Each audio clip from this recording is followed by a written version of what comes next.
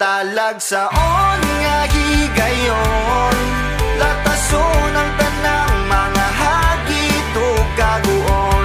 Sa imo ragyod ko paingon, ug sa tanan